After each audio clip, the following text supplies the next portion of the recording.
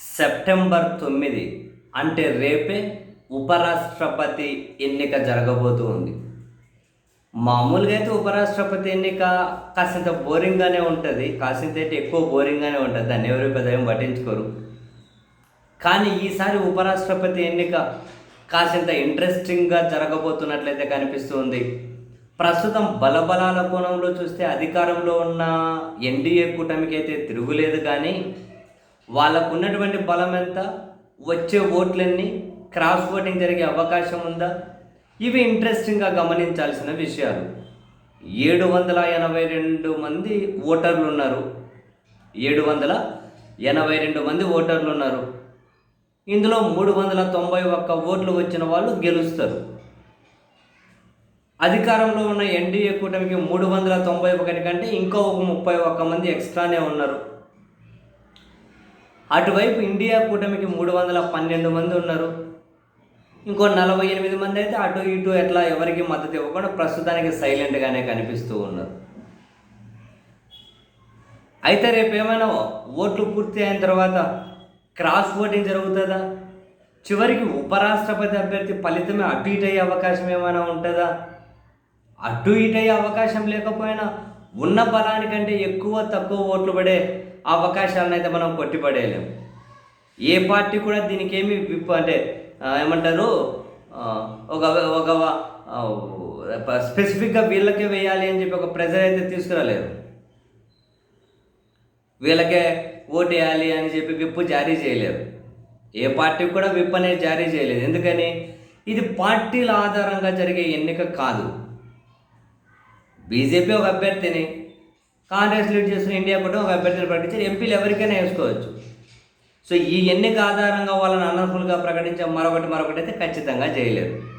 అందుకని విప్ జారీ చేయలేరు. ఎంపీలు ఎవరికైనా ఓటేయచ్చు. సో ఈ క్రమంలో మరి ఎవరికైనా ఇప్పుడు బీజేపీ వాళ్ళైనా సుదర్శన్ రెడ్డి గారికి ఓటేయచ్చు, లేకపోతే ఈయనకు మద్దతు ఇచ్చే వాళ్ళైనా అటువైపు రాధాకృష్ణ గారికి ఓటేయచ్చు, చెప్పలేము. అండ్ తాజాగానే ఒక ఎన్నిక ఫలితం, కాన్స్టిట్యూషన్ క్లబ్ ఆఫ్ ఇండియా సెక్రటరీకి రాజీవ్ ప్రతాప్ రూడి గెలుపొందారు. కరుడు కట్టిన కాంగ్రెస్ నేత తన ప్రత్యర్థికి అటు కేంద్ర హోంమంత్రి అమిత్ షా గారు, బీజేపీ అధ్యక్షుడు జేపీ నడ్డా గారు డైరెక్ట్గా మద్దతు ఇచ్చిన 100 ఓట్లకు పైగా తేడాతో కాంగ్రెస్ సోనియా గాంధీ గారు మద్దతు ఇచ్చిన రాజీవ్ ప్రతాప్ రూడి ఆయన ఆ సెక్రటరీ పదవిలో గెలుపొందారు. మొన్న ఇప్పుడు కూడా ఎక్కడ విప్పు గిప్పు లేదు కాబట్టి ఏమైనా అనూహ్య పరిణామాలు జరగవచ్చా?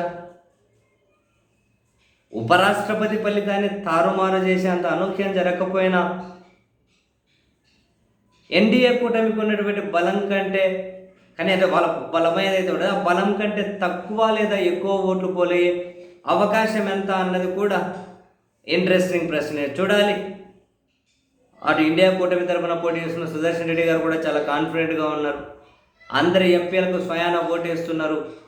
ఈ దేశ రాజ్యాంగానికి సంబంధించిన ఆత్మకు మీరు ఓటేయండి, రాజ్యాంగాన్ని బలపరచండి, ఆ రాజ్యాంగానికి నేను కర్తగా ఆ రాజ్యాంగానికి కాపలాగా ఉంటాను. ఇది రాజకీయపరమైన అంశం కాదు, రాజ్యాంగపరమైనటువంటి అంశం, రాజ్యాంగపరమైనటువంటి ఎన్నిక ఇది అని చెప్పి ఆయన కూడా లేఖలు అయితే రాశారు పర్సనల్గా కూడా. తెలుగు రాష్ట్రాల్లో ఆంధ్రప్రదేశ్లో అందరూ ఎన్డీఏ కూటమి వైపే ఉన్నారు. తెలంగాణలో అయితే సరే కాంగ్రెస్ క్లియర్, బీజేపీ క్లియర్, ఇంకా బీఆర్ఎస్ వాళ్ళకి 4 రాజ్యసభ ఎంపీలు ఉన్నారు. బీఆర్ఎస్కి వాళ్ళైతే ఈ ఓటింగ్కి దూరంగా ఉండాలి అని చెప్పి నిర్ణయం అయితే తీసుకున్నట్లున్నారు.